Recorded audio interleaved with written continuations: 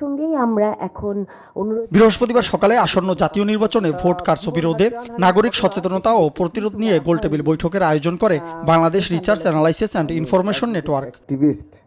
বলতে পারেন। বৈঠকে অংশ নেয় বিভিন্ন বিশ্ববিদ্যালয়ের অধ্যাপক, রাজনৈতিক বিশ্লেষক, কবি, সাংবাদিক, আইনজীবী সহ অনেকে। ঢাকা বিশ্ববিদ্যালয়কে এ সময় সংগঠনটির পক্ষ থেকে ভোটার প্রভাবিত করার উদ্দেশ্যে জাতীয় পরিচয়পত্রের কপি ও মোবাইল নম্বর সংগ্রহ করা, অতিরিক্ত সংখ্যার বইফোর প্রতিষ্ঠানকে পরিদর্শক দেয়া ও জাল ব্যালট পেপার মুদ্রণ সহ বেশ কিছু বিষয় তুলে ধরা হয়। স্থানীয় নির্বাচন পর্যবেক্ষক, অনেক নতুন পর্যবেক্ষক দেওয়া হয়েছে যাদের আসলে তেমন একটা পূর্ব অভিজ্ঞতা নেই, কিংবা তারা খুব একটা প্রতিষ্ঠিত প্রতিষ্ঠানও না, তাদের সক্ষমতা আদৌ আছে কিনা এটা ডাউটফুল।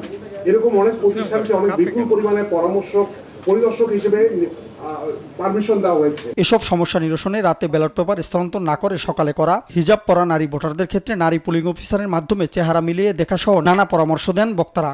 নির্বাচন কমিশন এখন পর্যন্ত আমাদের সামনে এমন দৃষ্টান্ত স্থাপন করতে পারে নাই যে যেটা দেখে মনে হবে ভোটের দিন তারা কঠোর হতে পারবে। যারা আলেমরা আছেন তারা এই ব্যাপারে এনকারেজ করবেন, আর কেউ যদি মনে করেন শেষ পর্যন্ত উনি এটা করবেন না, তাহলে আসলে তার ভোট দিতে না যাওয়া উচিত। ছোট ছোট ডিভাইস থেকে কি ধরনের সন্ত্রাসমূলক কর্মকাণ্ড করা সম্ভব সেটা কিন্তু আমরা এই অভিজ্ঞতার মধ্যে দিয়ে যাইনি। তো আমাদের কিন্তু কেন্দ্রগুলোতে কোনো মেশিন ডিটেক্টর বা এই ধরনের কিছু নাই যেটা দিয়ে আপনি ডিটেক্ট করবেন যে কেউ কিছু নিয়ে কেন্দ্রের ভিতরে অনুপ্রবেশ করছে কি করছে না। এই প্রশ্নবিদ্ধতা থেকে যদি তারা বেরিয়ে আসতে চান তাহলে এই বিষয়গুলো সম্পর্কে দ্রুত কার্যকরী ব্যবস্থা নিতে হবে।